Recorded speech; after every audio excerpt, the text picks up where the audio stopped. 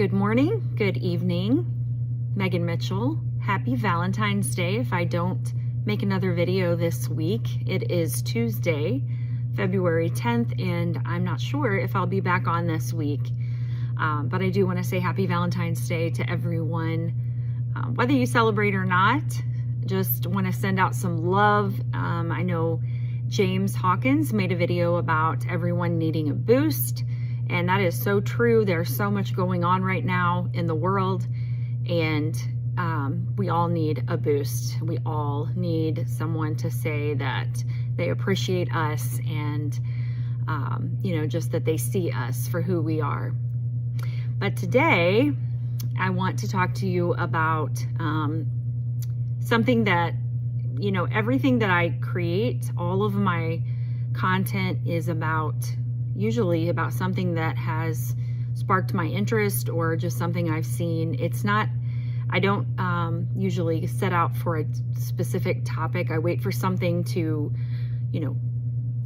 inspire me. And my brain, I'm a bit neurodivergent, and my brain makes connections and sees patterns between things. So, it typically all can be related back to our journey in Victory with Ash. But not just that, the things that I'm talking about are relative to all different parts of our lives. So this topic was triggered by, I saw an artist that photographs horses, and the artist's name is Andreas Burba. If I had any of the images here, I would definitely share them with you because they're very interesting. What makes them interesting is that he uses reinforced glass and has the horses get on top of the glass, and he photographs them from below. And this is a new perspective. We don't see horses from below. We don't usually get underneath horses. That's not, probably safe. But what I noticed is that there's just a great intimacy with the images and a lot of personal connection to the horse that you don't get in the typical views that you see them. Makes the horses seem more relatable, and it makes them kind of have this quirky, almost like a personable characteristic to them.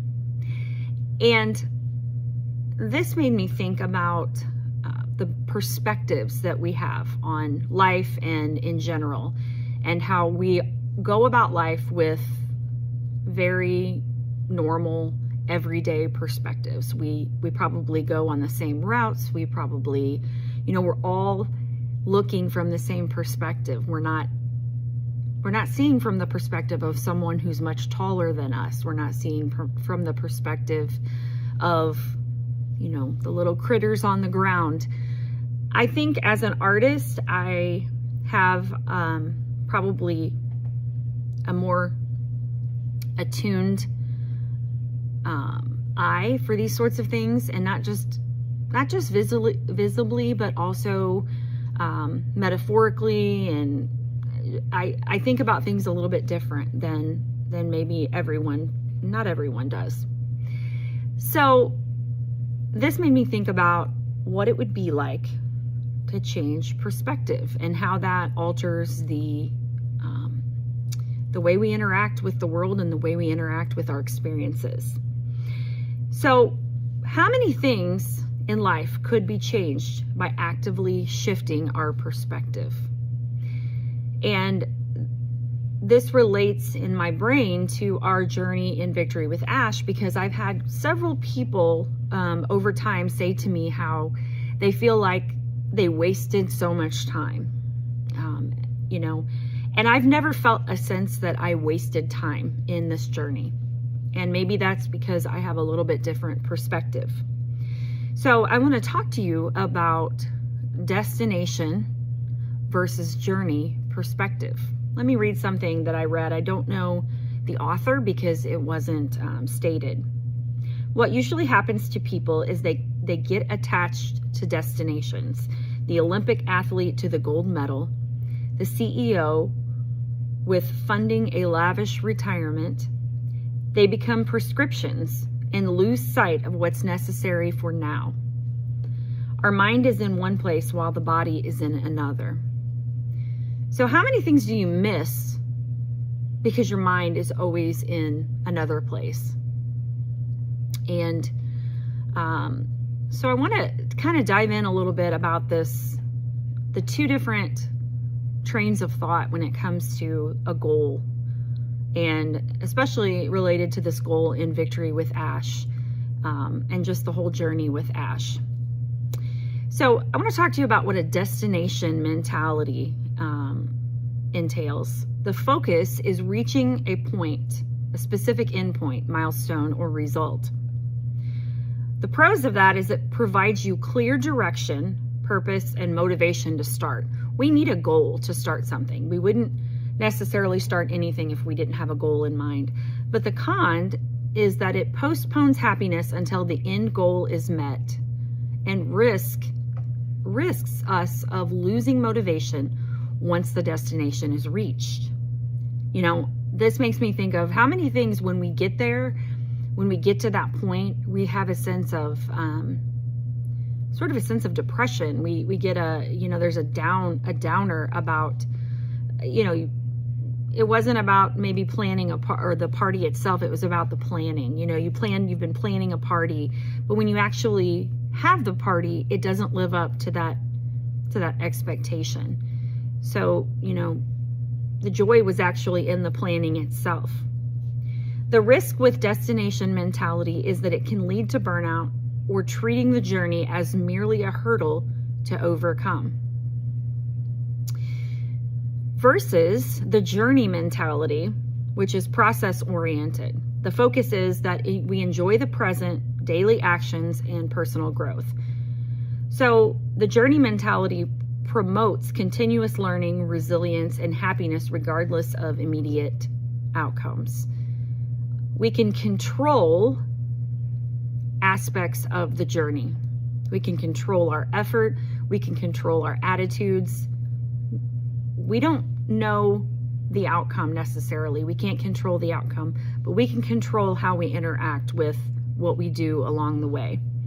And the result of the journey mentality is that we have sustainable, longer-term success and higher, more consistent satisfaction.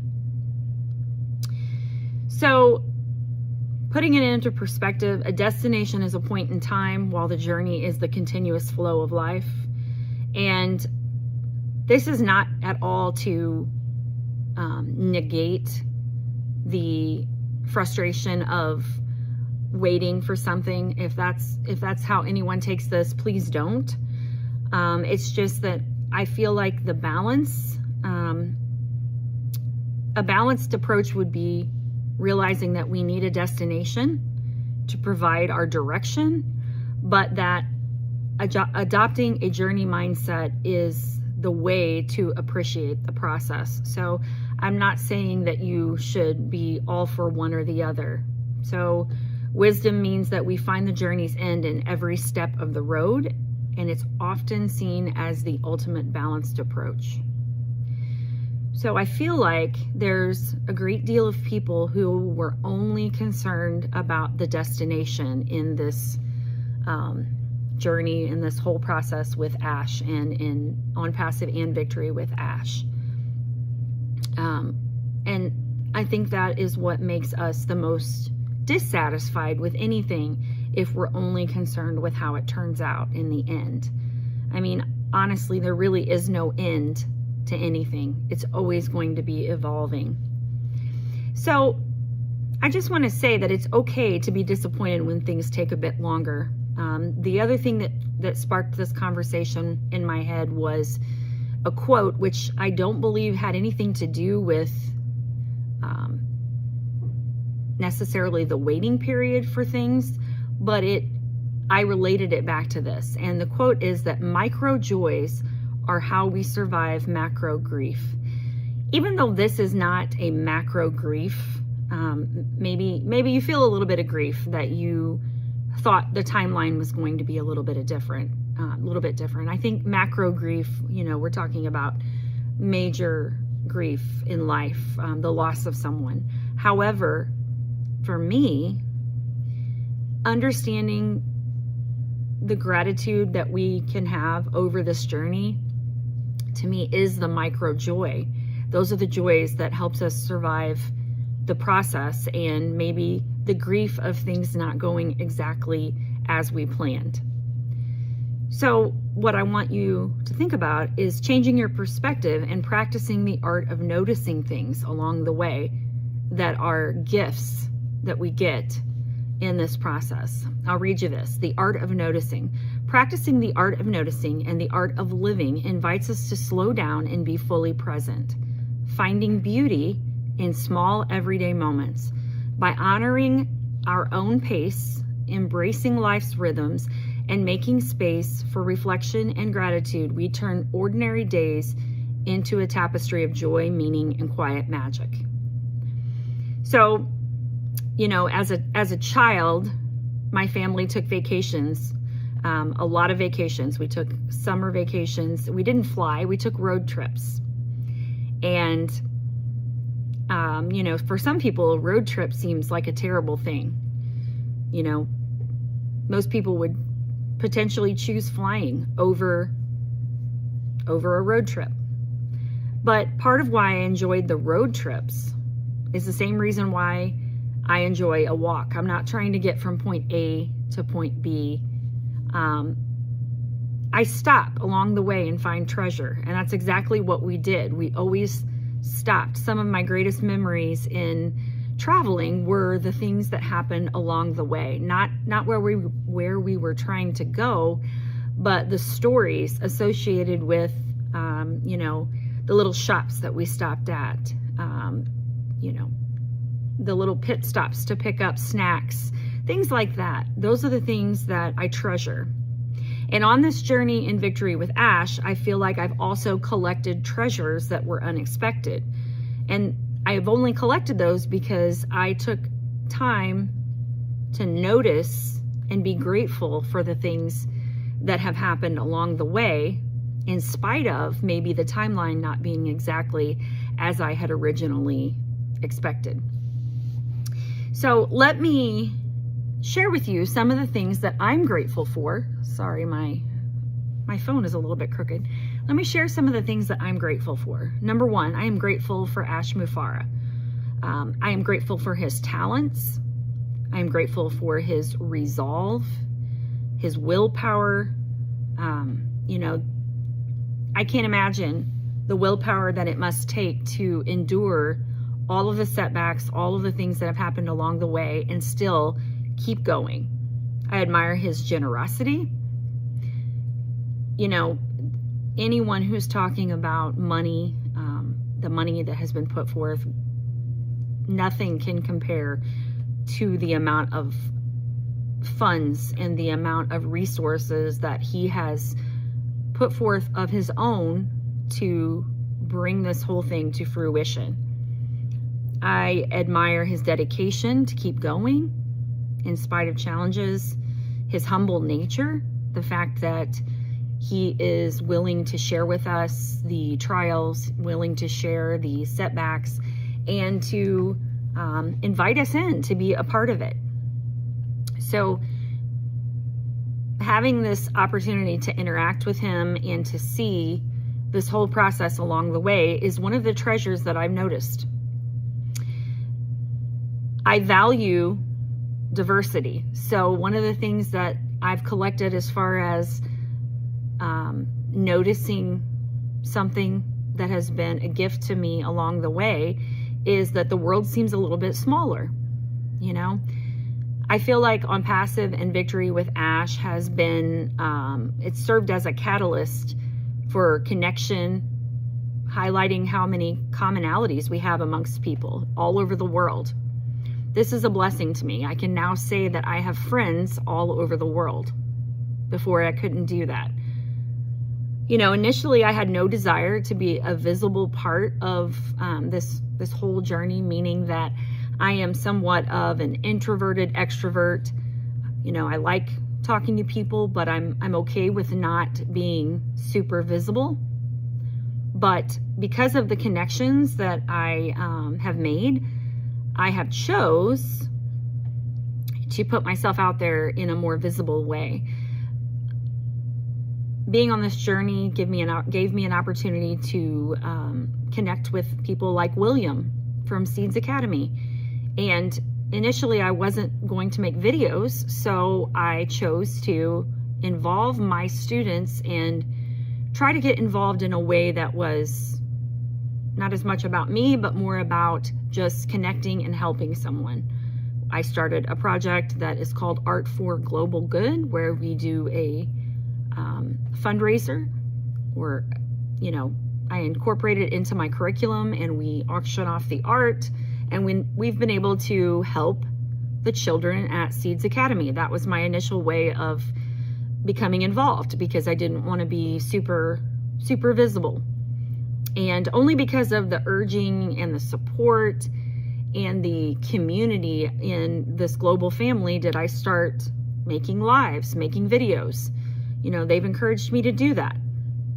So my initial involvement in this whole company organization has changed.